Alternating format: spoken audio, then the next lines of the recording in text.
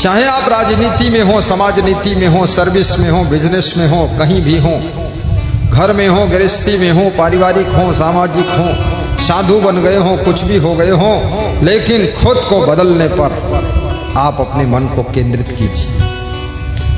शांति से बैठ करके अवलोकन करिए कि हमारे अंदर कहाँ कहाँ मिस्टेक है, कहाँ कहाँ करेक्शन करना है। अपने आप को डायरेक्शन दीजिए, गुणों का सिलेक्शन कीजिए और याद रखना बुराइयों का रिस्टिकेशन कीजिए, बुराइयों को छुट्टी दे दीजिए। स्वयं को बदलना आना चाहिए। जिस दिन खुद को बदलना आ गया उसी दिन घटना घट जाए।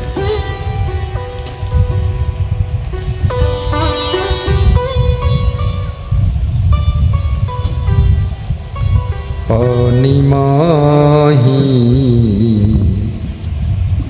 पछाड़ की रेखा, पानी माही पछाड़ की रेखा, ठोकत उठे भभूका, ठोकत उठे भभूका, सहस धरानीत उठी जलधारे, सहस धरानीत उठी। सबको तिलक लगाया जा रहा है, तिलक की सेवा। हीरे सूखे का अपनी सूखा, तिलक की थाल में हीरे सूखे का सूखा, ना हरि भजसी न आदत छूटी, ना हरि भजसी न आदत छूटी, न आदत छूटी, न आदत छूटी, न आदत छूटी, न आदत छूटी, ना हरि भजसी ना आदत छूटी। शर्त है, कंडीशनल संदेश कबीर साहब दे रहे। कबीर साहब कहते हैं, मनुष्य ना तो हरि का भजन करता है और ना तो उसकी आदत छूटती। यदि वो हरि का भजन करने लग जाए तो धीरे धीरे उसकी गलत आदतें छूट जाएंगी। इसलिए जिनमें गलत आदत कोई भी होती है वह सत्संग में आते नहीं। हरि भजन इसे कहते हैं, सत्संग ही तो हरि का भजन है, भक्ति ही हरि का भजन है। संतों और भक्तों की सेवा ही हरि का भजन है। सत्संग का प्रचार प्रसार, सत्संग कराना, ये श्रेष्ठ हरि भजन है। भजन शब्द जब मैं बोलता हूं तो लोग सोचते हैं केवल माला लेकर बैठ जाना और घुमाते रहना माला। राम राम जपना पराया माल अपना, ये भगवान खुद कहते हैं। भजन तो सबके साथ प्रेम रखो, यही भजन है। अद्वेष्टा सर्वभूता नाम मैत्रः करुणेव च, निर्ममो निरहंकारः सम दुख सुखाच्छम। श्री कृष्ण कहते हैं, सबसे प्रेम करना हरि का भजन है। अद्वेष्टा सर्वभूतानां, किसी भी शरीरधारी से द्वेष ना करना, नफरत ना करना, सबसे प्रेम करना हरि का भजन। ये हरि का भजन कृष्ण कहते हैं, जो सबसे प्रेम करता है मैं उससे प्रेम करता हूं, और जो निस्वार्थ मित्रता करता है उससे मैं प्रेम रखता हूं। जो निष्काम जीवों पर करुणा करता है, दया करता है, उसके ऊपर करुणा निधान की करुणा होती है। निष्काम भक्ति में बहुत बड़ी शक्ति होती है। केवट की निष्काम भक्ति भगवान राम को पुनः गंगा के तट पर केवट की झोपड़ी के पास में बुला लेती है। शिवरी की निष्काम भक्ति राम को अपनी कुटिया में बुलाती है। विदुर की निष्काम भक्ति झोपड़ी में बुलाकर साग भाजी खाने के लिए प्रसन्न कर देती है। प्रहलाद की निष्काम भक्ति, दृढ़ भक्ति भगवान को नरसिंह अवतार लेने के लिए मजबूर कर देती है। निष्काम सेवा, सासू की सेवा करो लेकिन निष्काम भाव से करो। जो बहू निष्काम भाव से सेवा करती है परमानेंट सेवा कर सकती है, क्योंकि उसको कुछ लालच नहीं है। वो सेवा करने के लिए सेवा करती है, वो अपना फर्ज निभाती है, उसको कुछ नहीं चाहिए, केवल सेवा करना है। वही सास ससुर की सेवा कर सकती। जो बहू सोचती है सासू के गले का हार हमको मिलेगा कि किसको मिलेगा, इसकी नथुनी कौन पाएगा, इसके कुंडल, और कितनी सासुएं भी बड़ी विचित्र है। सासू तो बन गई लेकिन सहूर तन को नहीं है।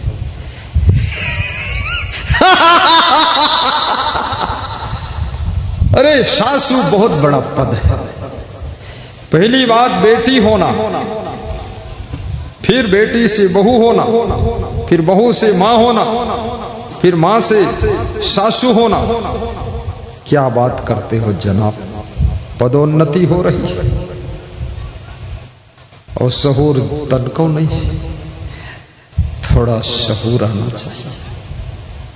सभ्यता, सहूर माने सभ्यता आनी चाहिए। शालीनता, शिष्टता, सौम्यता, सतर्कता, हर कदम सावधानी से उठना चाहिए। 50 वर्ष की उम्र के बाद संसार के इंद्रिय जन्य भोगों की ओर मन को हटाने का प्रयास कीजिए।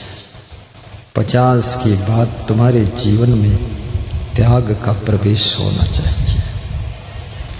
संयम, 60 की उम्र में पूर्ण संयम आ जाना चाहिए। 60% जिंदगी की परीक्षा में पास हो जाए। 70 साल की उम्र हो तो प्रत्युत्तर मत दीजिए। 70 हो, 75 हो तो किसी को मत दीजिए प्रत्युत्तर। रिप्लाई मत करो, जवाबबाजी मत करो। बुढ़ापा कहता है चुप रहो, बस मुस्कराते रहो। चाय में शक्कर घुल गई है तो भी मुस्करा कर पी लो। बनाने वाले पिएंगे तो पता चल जाएगा, तुम बताओगे तो बनाने वालों का खोपड़ा खोल जाएगा। तुम मत बोलो। दाल में नमक ना हो, प्रेम से खा लो। बोलो मत, बोलना मना, चुप रहना। बोल दिया तो खतरा, क्योंकि बुढ़ापा बहुत कठिन उम्र है।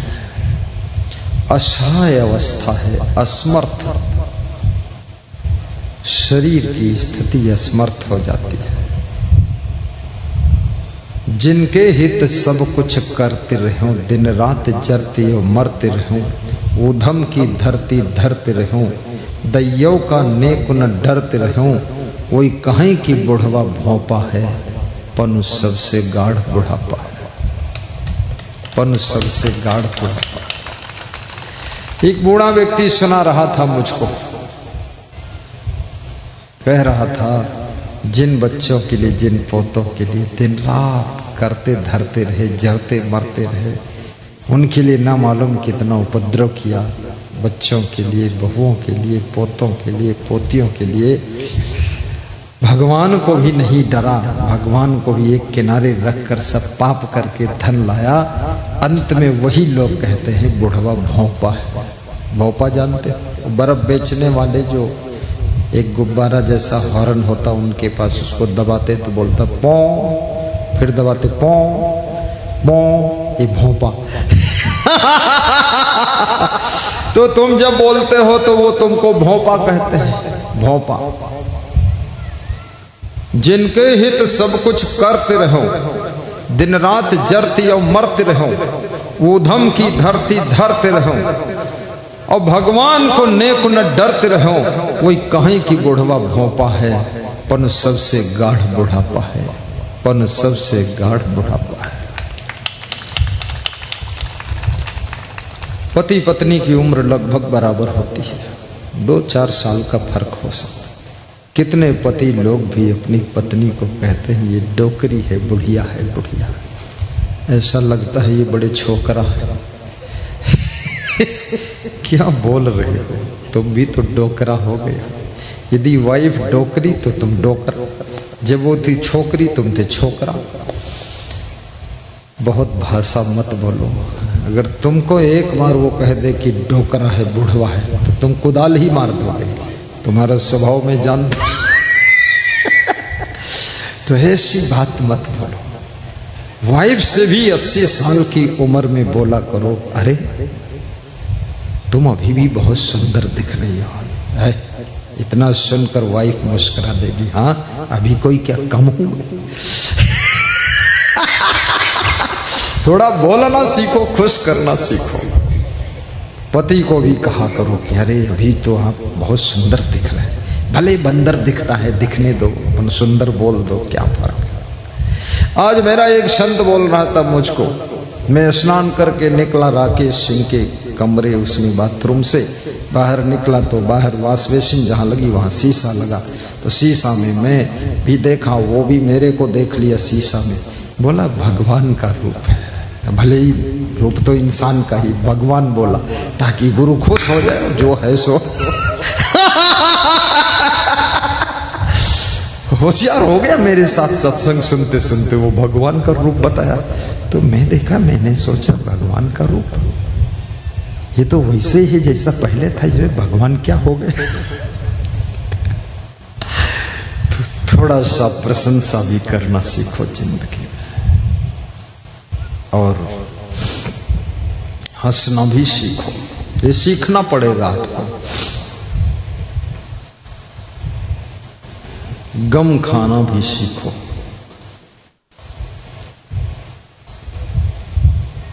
कठोर शब्दों को सहना भी सीखो। गम समान भोजन नहीं जो कोई गम को खाए, अम्बरीश गम खाई या दुर्वासा बिल लाए। बहुत बड़ी बात है गम खाना। गम जो खाता है वही तो राम भगवान होता है। राम भगवान ने गम खा लिया था, परशुराम ने गम नहीं खाया था। इसलिए परशुराम के पूजनीय मंदिर नहीं है संसार में, और जिन्होंने गम खाया वो भगवान राम के जगह जगह मंदिर है, पूजा हो रही है। गम खाने वाले ही पूजनीय बनते हैं, और क्रोध करने वाले परशुराम जैसे पूजा से बाहर हो जाते हैं। इसलिए गम खाना। गम समान भोजन नहीं, जो कोई गम को खाए। अम्बरीश गम खाइया, दुर्वासा बिललाए। दुर्वासा ऋषि बहुत क्रोधी थे। साधु होकर उनको बहुत क्रोध आता था। वो बड़ी बड़ी जटा सिर में रखते थे। सिर में जटा, क्रोध करें लटा, और कपड़ा पहने फटा। दुर्वासा ऋषि बहुत क्रोधी आदमी। परशुराम भी साधु था, ये भी बहुत क्रोधी था। साधुओं में भी कोई कोई परशुराम के अवतार है, कोई कोई दुर्वासा मुनि है। अरे जरस टच कर दिया फिर समझ लेना। दुर्वासा तो खामखा क्रोध करते रहते थे। अम्बरीश भक्त था, गृहस्थ भक्त, जैसे ये शंभु शरण भक्त है, मुखिया जी जैसे भक्त है, ऐसे भक्त था। यज्ञ किया, भंडारा किया, तो भंडारा में साधु संत का तो सम्मान होता ही है। इतिहास गवाह है, साधु संत को तो सब मानते हैं। अब साधु संत खुद ही अपनी साधुता से नीचे गिर जाए तो फिर दुनिया की क्या गलती है। साधु संत का अब भी सम्मान है। साधु संत को अपने साधना की गद्दी पे रहना चाहिए, तो उसका आदर अब भी है, ऐसा नहीं। दुर्वासा ऋषि आए और बोले मैं स्नान करने जा रहा हूँ, लौट के आऊंगा, फिर भोजन करूंगा। तो अम्बरीश भूखे बैठे थे। नियम था सब संतों को खिलाकर ही खाऊंगा। दुर्वासा ऋषि स्नान करने गए, देर हो गई और देर में लौटे तो इधर ब्राह्मणों ने कहा कि शाम होने वाली है, थोड़ा जल पी लो, जल ग्रहण कर लो। तो जल ग्रहण कर लिया। जब जल ग्रहण किया, बस दुर्वासा ऋषि आए, उनको पता चला ये तो जल ग्रहण कर चुका है, अब मैं भोजन करूंगा। बहुत क्रोधित हो गए। उन्होंने अपनी जटा झटक दिया। जटा जब झटका तो जटा से आग निकली और वो आग जलाने के लिए दौड़ी अम्बरीश को। अम्बरीश बोला भागूंगा नहीं। आंख बंद करके बैठ गया। बोला मेरी सच्ची भक्ति होगी भगवान, अब इसके जटा की झटक की आग से जलकर राख हो जाऊंगा, लेकिन मुझे चिंता नहीं, भागूंगा नहीं। अब वो जटा आग की लपटें निकली उसमें से अम्बरीश को जलाने की। भगवान बेचैन हो गए। विष्णु लोक में लक्ष्मी जी ने कहा क्या बात, बेचैन क्यों हुए? बोले मेरे भक्त को सता रहा एक साधु दुर्वासा नाम का, वहां से छोड़ दिया। चक्र सुदर्शन दौड़ कर आया और दुर्वासा के पीछे पड़ गया और दुर्वासा भागे जोर से। दुर्वासा का क्रोध ठिकाने आ गया। घमंड बहुत था, घमंड के बिना क्रोध नहीं आता। दुर्वासा भाग करके गए ब्रह्मा जी के पास, हमको बचा लो बचा लो।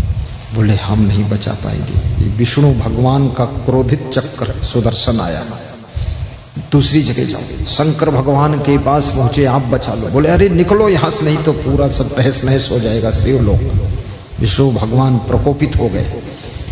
बोले तो अरे जाओ विष्णु भगवान से क्षमा मांगो। वहां गए, विष्णु भगवान ने कहा मेरे बस में नहीं रह गया, मैं तो छोड़ दिया, आपने मेरे सच्चे भक्त को सताया। तो बोले कहाँ जाऊं?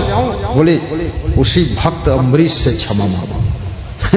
दुर्वासा ऋषि घमंडी नाथ क्रोधी दास अम्बरीश भक्त के पास हाथ जोड़कर खड़े हुए। बोले क्षमा कर दो, मेरे पीछे चक्र सुदर्शन लगा। अम्बरीश ने कहा भगवान मेरे को तेरा सहारा है, ये साधु भी तेरा ही है, इसको क्षमा कर दो, अपना चक्र सुदर्शन वापस ले लो। बस उसी दिन से दुर्वासा का अभिमान टूट गया और थोड़ा लाइन पर आ गया। गम समान भोजन नहीं, जो कोई गम को खाए। अम्बरीश गम खाई या दुर्वासा बिन लाए। गम खाने वाले ही महान होते, इसलिए निवेदन है गम भी खाना। और अपना सुधार करने वाले वो महान पुरुष होते हैं। दूसरों को सताने वाले शैतान होते हैं और दूसरों को दुखाने वाले हैवान होते हैं और दूसरों का दर्द दूर करने वाले भगवान होते हैं, भगवान होते हैं। गा दो साहेब गा दो, किसी के काम जो आए उसे इंसान कहते हैं।